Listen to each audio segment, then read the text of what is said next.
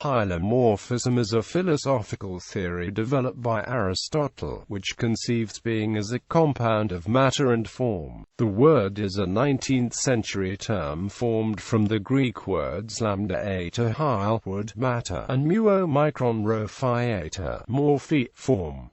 Matter and form. Aristotle defines X as matter as that out of which X is made. For example, letters are the matter of syllables. Thus, matter is a relative term. An object counts as matter relative to something else. For example, clay is matter relative to a brick because a brick is made of clay, whereas bricks are matter relative to a brick house. Change is analyzed as a material transformation. Matter is what undergoes a change of form. For example, consider a lump of bronze that's shaped into a statue.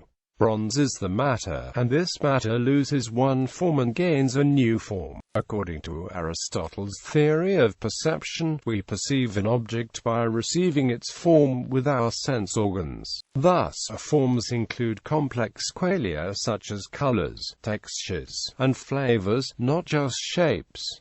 Substantial form, accidental form, and prime matter. Medieval philosophers who used Aristotelian concepts frequently distinguished between substantial forms and accidental forms. A substance necessarily possesses at least one substantial form.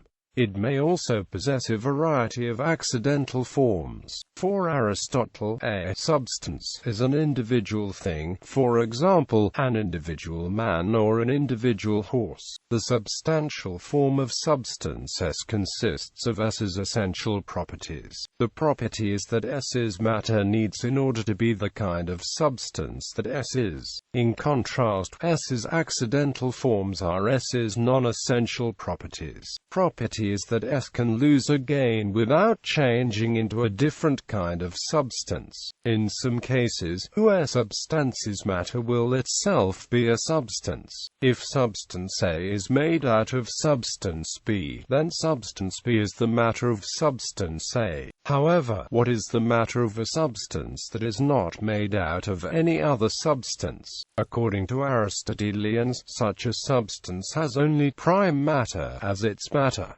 Prime matter is matter with no substantial form of its own. Thus, it can change into various kinds of substances without remaining any kind of substance all the time.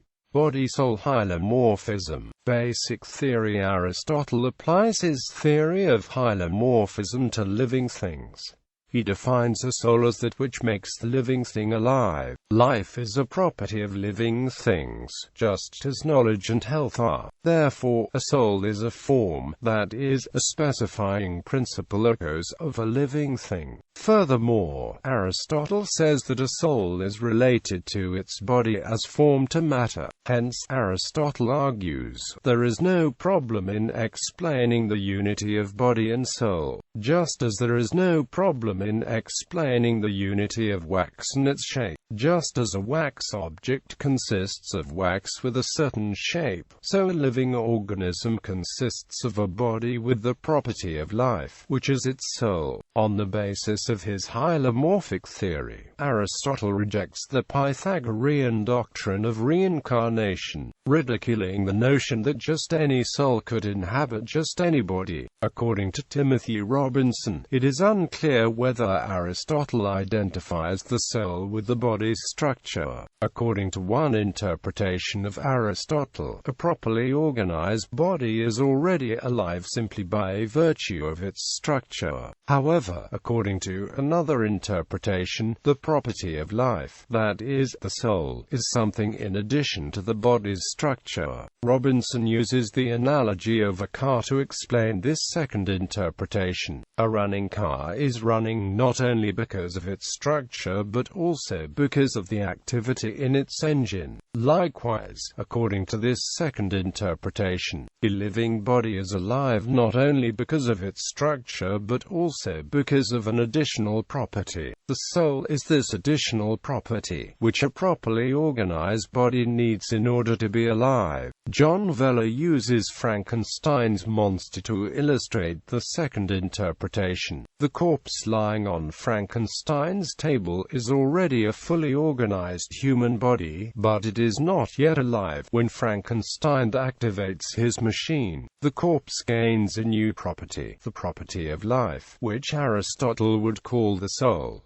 Living bodies. Some scholars have pointed out a problem facing Aristotle's theory of soul-body hylomorphism. According to Aristotle, a living thing's matter is its body, which needs a soul in order to be alive. Similarly, a bronze sphere's matter is bronze, which needs roundness in order to be a sphere. Now, bronze remains the same bronze after ceasing to be a sphere. Therefore, it seems that a body should remain the same body after death. However, Aristotle implies that a body is no longer the same body after death. Moreover, Aristotle says that a body that has lost its soul is no longer potentially alive. But if a living thing's matter is its body, then that body should be potentially alive by definition. One approach to resolving this problem relies on the fact that a living body is constantly losing old matter and gaining new matter. A 5-year-old body consists of different matter than does the same person's 70-year-old body. If the 5-year-old body and the 70-year-old body consist of different matter, then what makes them the same body? The answer is presumably the soul, because the 5-year-old body and the 70-year-old body share a soul, that is, the person's life. We can identify them both as the body. Apart from the soul, we cannot identify what collection of matter is the body. Therefore, a person's body is no longer that person's body after it dies.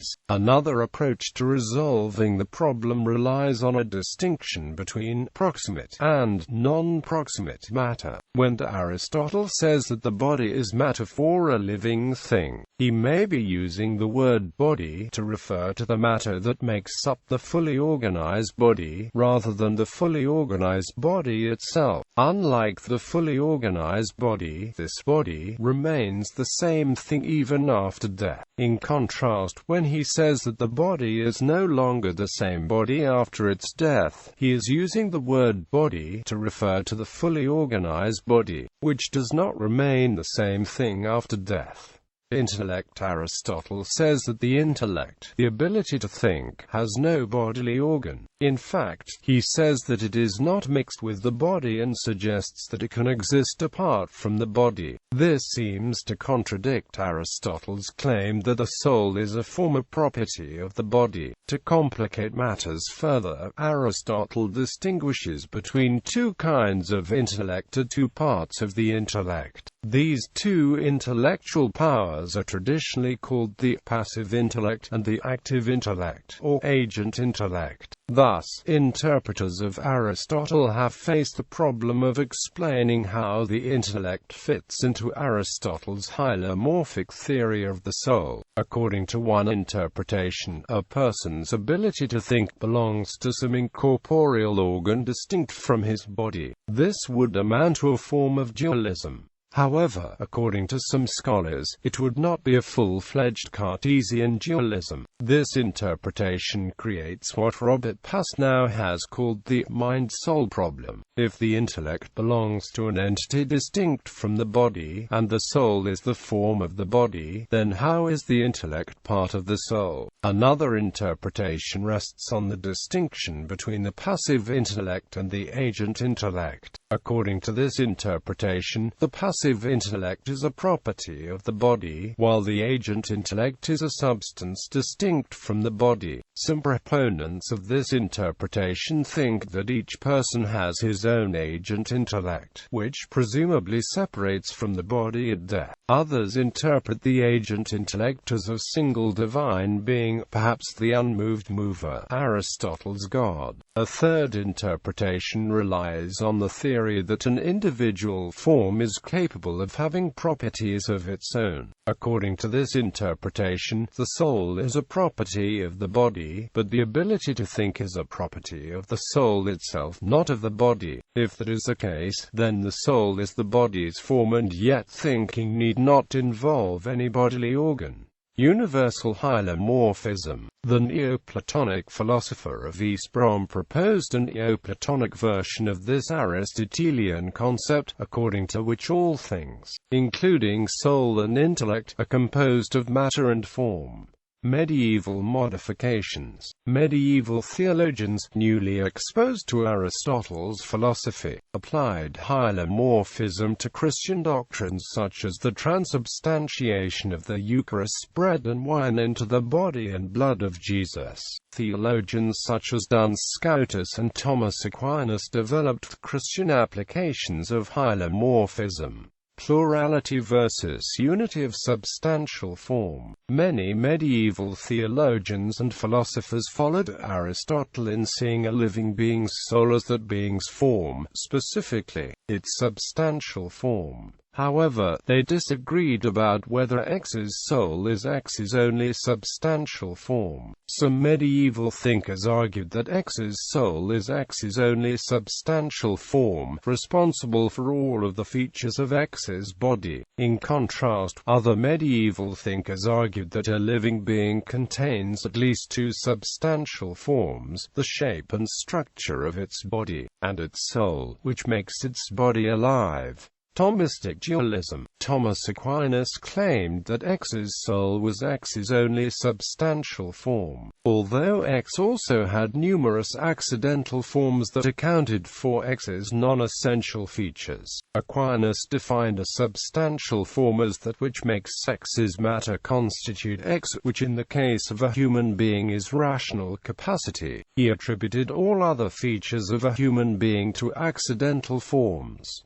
However, Aquinas did not claim that the soul was identical to the person. He held that a proper human being is a composite of form and matter, specifically prime matter. Form and matter taken separately may retain some of the attributes of a human being but are nonetheless not identical to that person. So a dead body is not actually potentially a human being.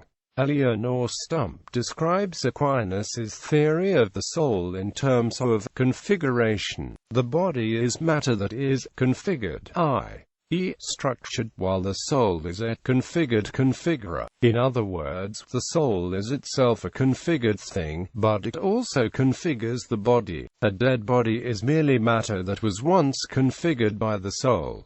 It does not possess the configuring capacity of a human being. Aquinas believed that rational capacity was a property of the soul alone, not of any bodily organ. However, he did believe that the brain had some basic cognitive function. Aquinas' attribution of rational capacity to the soul allowed him to claim that disembodied souls could retain the rational capacity, although he was adamant that such a state was unnatural.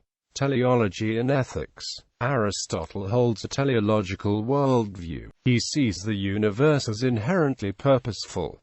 Basically, Aristotle claims that potentiality exists for the sake of actuality. Thus, matter exists for the sake of receiving its form, and an organism has sight for the sake of seeing. Now, each thing has certain potentialities as a result of its form. Because of its form, a snake has the potential to slither. Hence, we can say that the snake ought to slither.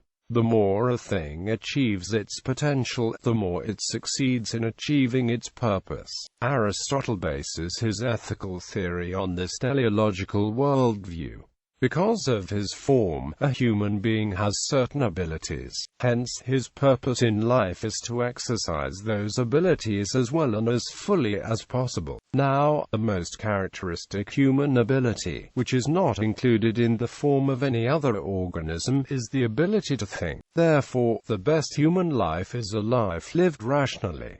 modern physics, the idea of hylomorphism can be said to have been reintroduced to the world when Werner Heisenberg invented his duplex world of quantum mechanics. In the experiments about atomic events, we have to do with things and facts, with phenomena that are just as real as any phenomena in daily life. But atoms and the elementary particles themselves are not as real. They form a world of potentialities or possibilities rather than one of things or facts.